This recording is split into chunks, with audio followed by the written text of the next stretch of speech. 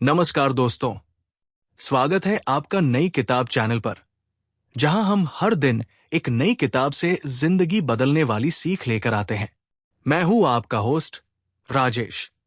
आज हम बात करने जा रहे हैं एक ऐसी किताब की जिसने लाखों लोगों की सोच और उनके पैसों के साथ रिश्ते को पूरी तरह बदल दिया। किताब है द साइकोलॉजी ऑफ मनी, जिसमें लेखक मॉर्गन हॉसेल ने हमें यह समझाया है कि पैसे को समझने और संभालने में तर्क से ज्यादा भावनाओं का रोल है। तो चलिए शुरू करते हैं ये बेहद जरूरी और आंखें खोल देने वाली किताब की समरी। अध्याय 1, पैसा एक साइकोलॉजिकल खेल है। पैसा कमाना, बचाना और बढ़ाना एक मानसिक खेल है, और ज्यादातर लोग इसे गणित का खेल समझ लेते हैं।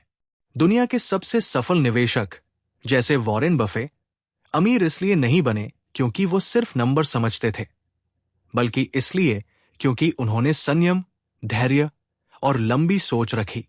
ये किताब हमें बताती है कि हमारी परवरिश, हमारा अनुभव और हमारे डर, ये सब हमारे पैसों के फैसलों पर सीधा असर डालते हैं। अध्याय 2, किस्मत और जोखिम। दो लोग एक जैसे काम करते हैं, लेकिन एक सफल हो जाता है और दूसरा असफल। क्यों?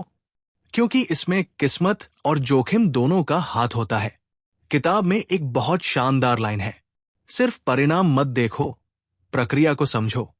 अमीर बनने की राह में हमेशा एक हिस्सा किस्मत का होता है, लेकिन हमें कोशिश करना कभी बंद नहीं करना चाहिए। अध्याय 3, पैसे की भूख वर्सेस जरूरत। हम सबको पैसा चाहिए, लेकिन कितना? मॉर्गन हॉसेल कहते हैं, अगर आप ये तय नहीं कर सकते कि आपके लिए पर्याप्त कितना है, तो आप कभी संतुष्ट नहीं होंगे। लालच ही वो जाल है जिसमें सबसे ज्यादा अमीर लोग भी गिर जाते हैं। अध्याय 4, बचत, निवेश और संयम।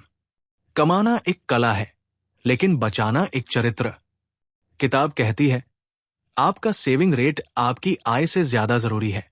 मंत्र, पैसे से आजादी मिलती है और आजादी आपको खुश रखती है। अध्याय 5, धैर्य की ताकत। पैसे को समय दो, वो खुद ब खुद बढ़ेगा। कंपाउंड इंटरेस्ट यानी चक्रवृद्धि ब्याज। ये जादू तब होता है जब आप समय को अपने पक्ष में इस्तेमाल करते हैं। वॉरेन बफे की संपत्ति का 90% उन्होंने 50 की उम्र के बाद बनाई, क्योंकि उन्होंने समय का इंतजार किया। अध्याय 6, दिखावे की बीमारी। बहुत से लोग अमीर नहीं बनना चाहते, वो सिर्फ अमीर दिखना चाहते हैं। महंगी गाड़ियां, ब्रांडेड कपड़े, सोशल मीडिया की लाइफस्टाइल, ये सब दिखावे की भूख है। सच ये है कि जो लोग सच में अमीर होते हैं, वो साधारण दिखते हैं और असाधारण सोचते हैं। अध्याय 7, स्वतंत्रता ही असली धन है। किताब का सबसे बड़ा सबक यह है, असली अमीरी का मतलब है समय पर आपका नियंत्रण। जब आप तय कर सकते हैं कि कब, क्या और कैसे करना है, तब आप अमीर हैं। अध्याय 8, इतिहास से सीखिए, भविष्य के लिए सोचिए। हम जो निर्णय लेते हैं वो हमारे अतीत के अनुभवों पर आधारित होते हैं, लेकिन हमें ध्यान रखना चाहिए कि हर किसी का अनुभव अलग होता है।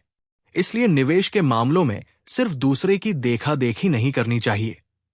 मंत्र, आपकी वित्तीय योजना आपकी जिंदगी की परिस्थितियों के अनुसार होनी चाहिए, न कि किसी सेलिब्रिटी की तरह। अध्याय 9, नियंत्रण, धैर्य और विनम्रता।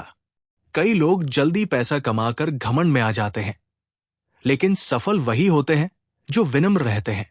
कभी कभी मार्केट गिरता है, कभी आपकी नौकरी चली जाती है। इन सब के लिए मानसिक रूप से तैयार रहना भी फाइनेंशियल प्लानिंग का हिस्सा है। अध्याय 10, पैसा खुशियां नहीं खरीदता, लेकिन पैसा खुद में खुशी नहीं है, लेकिन ये आजादी, सुरक्षा और शांति जरूर ला सकता है। जो लोग सोचते हैं पैसे से खुशी नहीं मिलती, वो गलत नहीं है, लेकिन अधूरी बात कह रहे हैं। मंत्र, पैसे को साधन बनाओ, लक्ष्य नहीं। अध्याय 11, औसत निर्णय, असाधारण अनुशासन।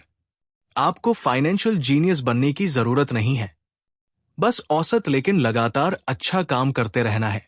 हर महीने बचत कीजिए, निवेश कीजिए, खर्चों को काबू में रखिए और सबसे जरूरी, घबराइए मत।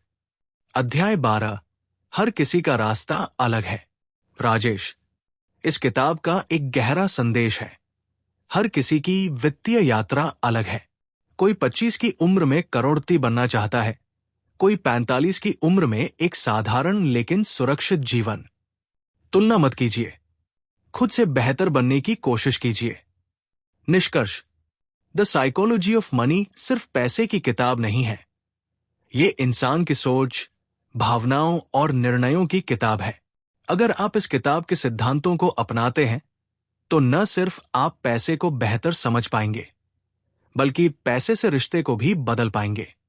दोस्तों, ये थी द साइकोलॉजी ऑफ मनी की समरी। उम्मीद है ये किताब आपकी सोच को झकझोर गई होगी। अगर इस समरी से आपको कुछ नया सीखने को मिला हो, तो कृपया इस वीडियो को शेयर कीजिए, लाइक कीजिए और चैनल नई किताब को सब्सक्राइब जरूर